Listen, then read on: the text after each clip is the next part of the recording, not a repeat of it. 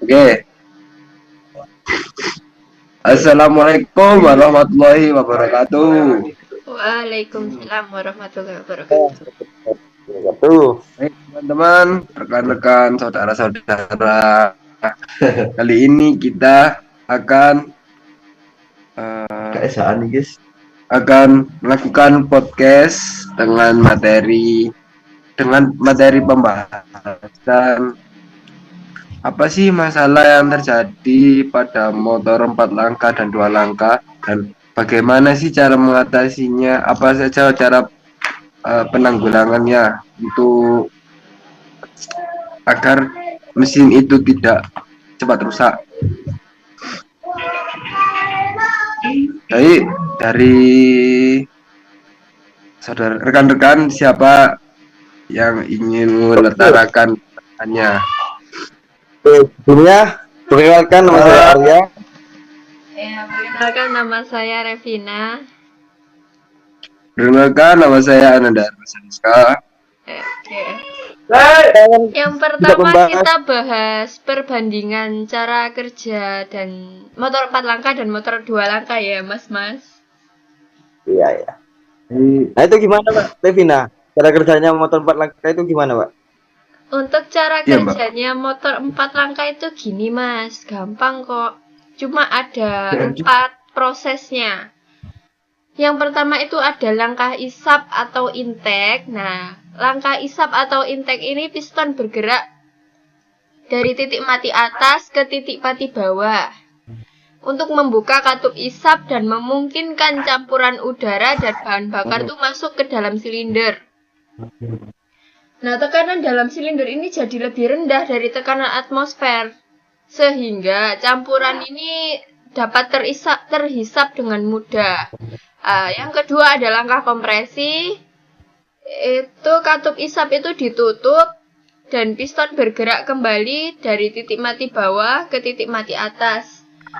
Nah, dalam proses ini tuh campuran udara dan bahan bakar yang dikompresi itu penting banget untuk meningkatkan tekanan dan suhu di dalam silinder.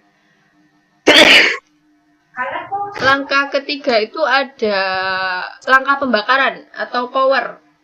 Itu ketika piston mencapai titik mati atas dan busi memercikan api untuk menyalakan campuran yang terkompresi. Nah, ledakan hasil pembakaran ini mendorong piston untuk turun dan menghasilkan tenaga yang kemudian diubah jadi tenaga gerak rotasi. Yang keempat itu ada langkah buang atau exhaust. Itu katup buang itu dibuka dan piston itu bergerak kembali ke titik mati bawah untuk mendorong gas buang keluar dari silinder. Begitu, Mas Arya. Oh. Dan untuk yang uh, 2 langkah itu gimana ya Mas Ernest? Mungkin Ernest bisa menjawab. Izin menjawab untuk pertanyaan Mas Ria. Untuk mesin 2 langkah bekerja dengan cara mengubah bahan bakar menjadi gerakan melalui 2 langkah piston dalam satu putaran poros engkol. Bagaimana sih cara kerja mesin 2 langkah itu? Pertama, piston bergerak naik dari titik mati bawah menuju titik mati atas. Saat piston berada di TMB, bahan bakar yang berada di bawah piston didorong keluar dari saluran pembilasan. Piston mendorong bahan bakar yang keluar dari saluran pembilasan sampai posisi titik mati atas. Saat mendekati titik mati atas, piston menutup saluran pembuangan dan saluran pembesarannya. Saluran masuk terbuka sehingga campuran udara dan bahan bakar dari karburator tersedot masuk mengisi crankcase. Saat piston berada di titik mati atas, pembakaran terjadi lagi dan mendorong piston turun kembali. Proses tersebut terus berulang sehingga mesin dapat menggerakkan kendaraan secara efisien. Baik, Mas Arya. Oke.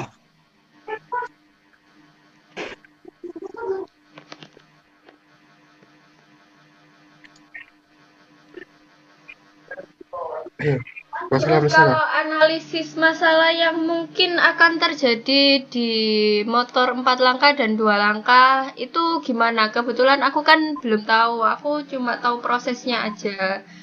Ya, masalah yang Hmm, mungkin akan terjadi oke. itu apa aja sih? Mungkin ujungnya Wina menjawab untuk analisis masalah yang terjadi pada motor dua langkah itu biasanya melalui melalui dari blok silinder yang menghasilkan suara gerincik itu biasanya ring piston itu yang haus dan menghasilkan suara gerincik pada blok itu diakibatkan ring pistonnya yang haus. Nah itu dan dapat menyebabkan kebocoran kompresi dan mengakibatkan penurunan performa mesin. Udah itu Pak. Yang aku tahu untuk motor langkah dua langkah. Oke. Baik, untuk motor mesin 4 langkah, apa saja masalahnya adalah kelonggaran pada katup, kebocoran backing kepala silinder, dan suara mesin kasar. Kalau di kelonggaran katup, biasanya celah katup yang berlebihan dapat menyebabkan suara bising. Celah katup yang terlalu kecil dapat menyebabkan katup tidak menutup dengan benar. Hal ini mengakibatkan hilangnya kinerja dan kemungkinan katup buang menjadi terlalu panas. Kebocoran backing kepala silinder. Biasanya cairan pendingin terkontaminasi bintik hitam seringkali dapat ditelusuri kembali ke backing kepala silinder yang bocor. Produk sampingan pembakaran dipaksa masuk ke dalam sistem pendingin. Suara mesin kasar. Biasanya pada motor 4 langkah yang paling sering terjadi tanpa adanya perawatan, motor ini bisa menghasilkan suara mesin yang lebih kasar dari biasanya. Ini tentu mengganggu kenyamanan saat berkendara. Hmm. Baik, itu saja. Sebabnya suara mesin kasar itu apa, Mas Ernest? Kan pasti ada Sebabnya, penyebabnya. ya, baik, Mbak Vina. Sebab dari mesin kasar itu seperti yang saya bilang tadi, karena kurangnya perawatan pada motor dan kurangnya uh,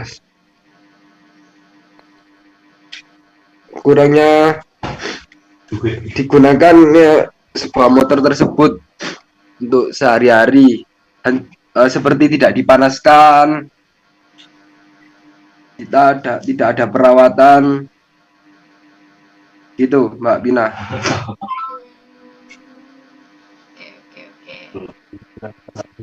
Oke.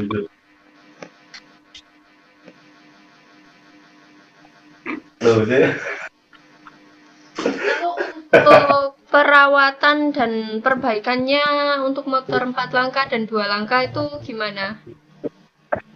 Izin menjawab Mbak Vina. Oke. Untuk cara merawat mesin 4 langkah adalah pertama-tama periksa busi terlebih dahulu. Cek karburator, periksa setelan rantai dan gear, membersihkan karburator, cek kondisi aki.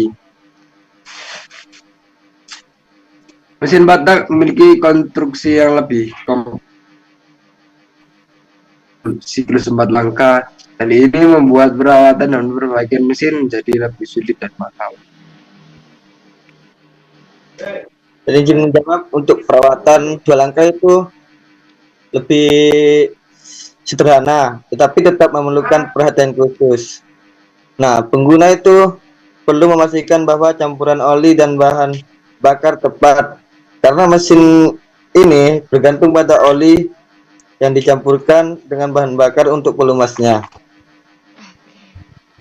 Pemeriksaan ring piston juga perlu, dan segel katup juga penting untuk mencegah kebocoran kompresi yang dapat mengurangi tenaga mesin.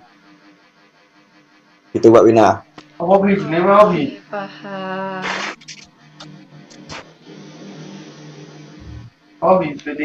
Ya, Mbak Wina. Baik.